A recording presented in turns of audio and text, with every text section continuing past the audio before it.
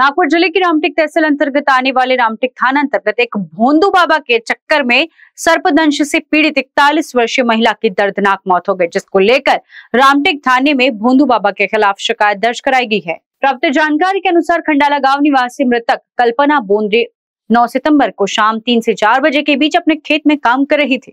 इसी बीच महिला को सर्पदंश होने का एहसास हुआ, जिसके बाद परिजनों ने महिला को चिकित्सालय न ले जाते हुए खंडाला गांव में भोंदू जड़ी बूटी बाबा के पास ले गए। बाबा के द्वारा किए गए उपचार के बाद भी महिला की तबीयत और बिगड़ने लगी, जिसके बाद परिजनों ने वाइल्ड चैलेंजर ऑर्गेनाइजेशन के अध्यक्ष राहुल कोठेकर से संपर्क किया, जिसके बाद महिला को रामटेक उप जिला रुग्णालय पहुंचाया गया, जहां डॉक्टरों ने महिला को मृत घोषित कर दिया। प्रकरण को लेकर रामटेक थाने में भोंदू बाबा के खिलाफ मामला दर्ज कराया गया है। आगे की जांच रामटेक पुलिस कर रही है। काल वारम शेतांनी गेली होती मैत्री कल्पना विजय बंद काय झालं? शेतामध्ये गेली होती। रात्री काल चहाच्या टायमामध्ये ती आपण त्यांचं केलं। मला फोन आला 4:30 वाजता तुमच्या कल्पूला आपण डान्स केलं, तिथे नेवाले मी तिला नेवाले गेलो। नेल्याच्या नंतर मग तिला मंदिरामध्ये आणलं, ती काय जडीबुटीची औषध केली। रातभर ठीक राहिली। सकाळची मासंग बोलली चालली। आता म्हणलं हे बरं वाटतं नाही आहे, आपण सुद्धा दवाखान्यात आणली। दवाखान्यात आणल्याच्या बाद म्हणून डॉक्टरने सुद्धा म्हणलं का मोठी धक्का झाली। खंडाळा येथील रहिवासी कल्पना बोंद्रे यांना काल 4 वाजता शेतात काम करीत असताना रसल हायपर घोनस प्रजातीच्या जो साप आहे त्या सापाचा दंश झाला। दंश झाल्यानंतर त्या महिलेने आपल्या घरच्या लोकांना सूचना केली, सांगितले की मला सर्पदंश झाला आहे। तरी गावच्या काही लोकांनी तिला हॉस्पिटलमध्ये आणण्यासाठी प्रयत्न केले, परंतु गावातील काही अशिक्षित जे लोक आहेत त्यांनी त्या महिलेला एका भोंदू बाबाकडे घेऊन गेले व तिच्यावर तंत्र मंत्राचे उपचार करून काही जडीबुटी तिला देण्यात आली व काल दुपारी 4 वाजेपासून तर सकाळी 8-8:30 वाजेपर्यंत त्या महिलेची प्रकृती जी आहे ती अतिशय गंभीर झाली।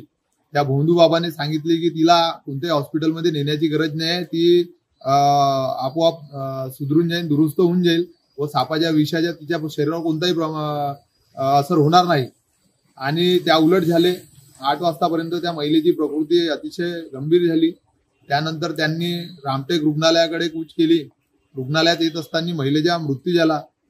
अनेकदा प्रशासनाला आमच्या संस्थेच्या माध्यमातून निवेदन सुद्धा देण्यात आले आहे। ज्या भोंदू बाबाकडे त्या महिलेला घेऊन गेले होते त्याच भोंदू बाबाकडे याच्या अगोदर सुद्धा 2 महिलांचा मृत्यू झालेला आहे। अनेकदा तक्रार केली असून सुद्धा प्रशासनाने अजूनपर्यंत त्यांच्यावर कोणतीही कारवाई केली नाही आहे। करिता प्रशासनाला विनंती आहे की त्यांनी सूचना आहे की त्यांनी या भोंदू बाबाच्या योग्य ती कारवाई करावी व फौजदारी गुन्हा दाखल करून त्यांना अरेस्ट करावी, अन्यथा अनेक असे प्रकरण समोर येतील आणि अनेक लोकांचे मृत्यू होईल।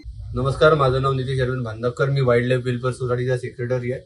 कालच कल्पना बोंद्रे 40 वर्षीय महिला राहणार खंडाळा मौदा ते नागपूर जिल्ह्यात येते।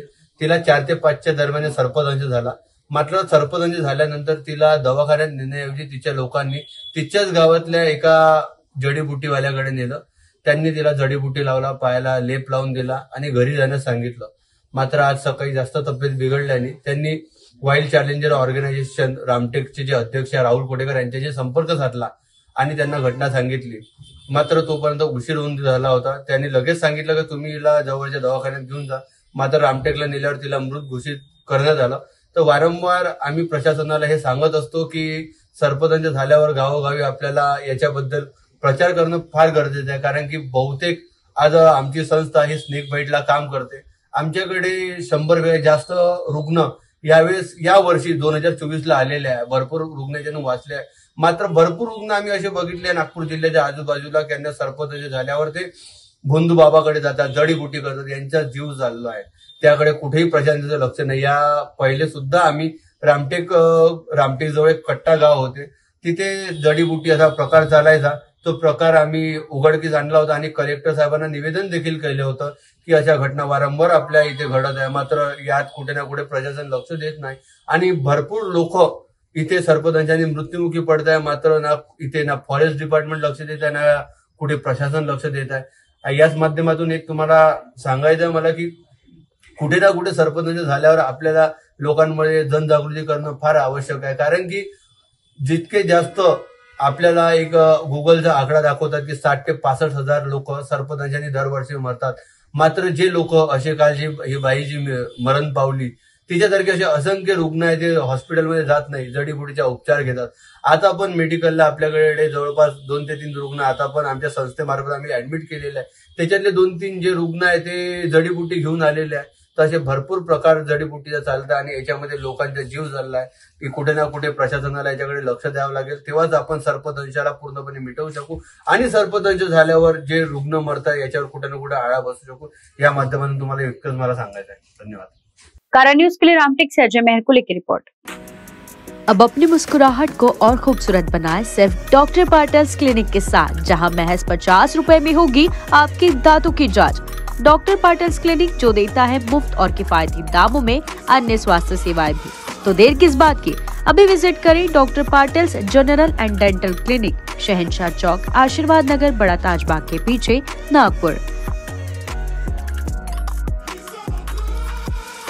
अधिक जानकारी के लिए संपर्क करें 7276358858 पर।